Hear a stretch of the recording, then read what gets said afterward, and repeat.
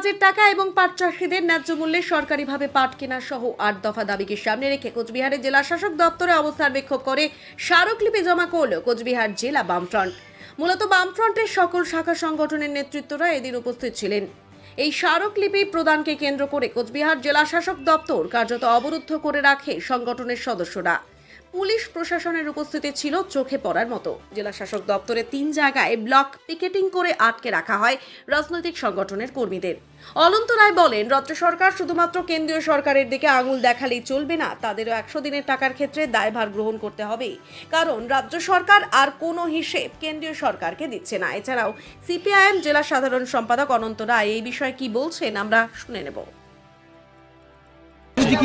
আজকে কোচবিহার জেলার সারা ভারত কৃষক সভা, সারা ভারত খেতমজুর সংগঠন, সারা ভারত মহিলা সমিতি এবং আমাদের শ্রমিক সংগঠন সিআইটি যৌথভাবে আমরা ডিএমের কাছে 8 দফা দাবির ভিত্তিতে আমরা এই মিছিল, বিক্ষোভ এবং ডেপুটেশনের আমরা সিদ্ধান্ত গ্রহণ করি। প্রথম বিষয় হচ্ছে যে বৃষ্টি না হওয়ার ফলে গোটা জেলার সমস্ত পাট চাষিদের পাট পুড়ে গেছে, ওগুলো হবে কিনা আশঙ্কা। তাহলে এই পাট চাষিদের ডিএমকে আমরা জানাবো যে রাজ্য সরকারের দায়িত্ব হচ্ছে এদেরকে আর্থিক সহায়তা করা। আজকে বড় ধান উঠেছে, জেলার বাইরে ধান প্রশাসন নিতে দিচ্ছে না। 1 মণ ধানে 100 টাকা দাম কমে গেছে, কৃষকরা মাথায় হাত দিয়ে বসে পড়েছে। তারপরে ইলেকট্রিক বিল,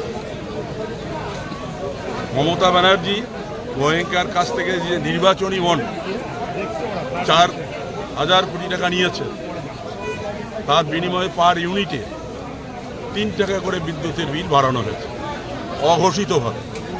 স্বাভাবিকভাবে সাধারণ মানুষের উপর চাপ তৈরি হবে। এর প্রতিবাদে স্মার্ট মিটার বসানো বন্ধ করবার দাবিতে 100 দিনের কাজ দ্রুত চালু করা, এখনো যারা টাকা পায়নি সেই টাকা দ্রুত মমতা ব্যানার্জিকে দেওয়ার ব্যবস্থা নিতে হবে। খালি কেন্দ্র দিচ্ছে না, কেন্দ্র দিচ্ছ না, তুমি যে হিসেব দিচ্ছ না, তার জন্য তো সাধারণ গরিব মানুষ সাফার হবে না।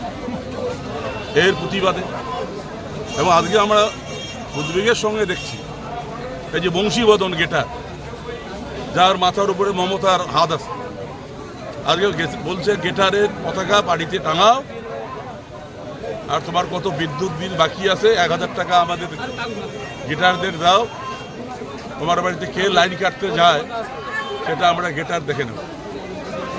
তাহলে গেটার বিদ্যুৎ ব্যবহার করছে, 1 পয়সা বিল দিচ্ছে না। সেই বিল সাধারণ মানুষের পকেট কেটে মমতা ব্যানার্জি সরকার নিচ্ছে, শুধু ভোট তৃণমূলের পক্ষে যেন থাকে এই ষড়যন্ত্রের জন্য। কয়টা সংগঠন আজকে আপনাদের মহিলারা নির্যাতিতা, সন্দেশখালী থেকে শুরু করে গোটা রাজ্যে।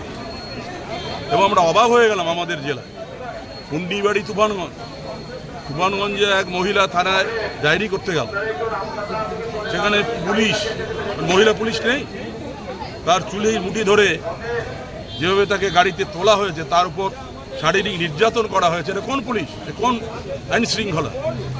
এবং কুন্ডিবাড়ির অবস্থা তো আরও ভয়াবহ। কুন্ডিবাড়িতে মহিলা, তার শ্লীলতাহানি হয়েছে, থানায় ডায়েরি করতে গেছে, তাকে আটকিয়ে দেওয়া হলো।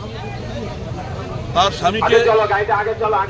স্বামীকে দুষ্কৃতীরা এবং পুলিশের সহায়তায় সেখানে তার ফয়সালা করে ফেলল। ফয়সালা করার পর সেই মহিলাকে থানার থেকে বের করা হলো।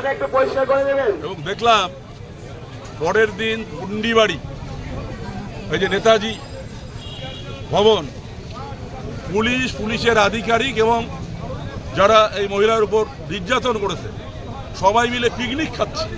এ কোন পুলিশ, এ কোন সরকার চলছে?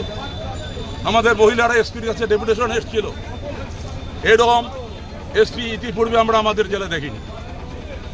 সেখানে মহিলাদের কথা না শুনে সেখানে বলা হয়েছে এটা কি কলের পাড়ের ঝগড়া করার জন্য এসছেন?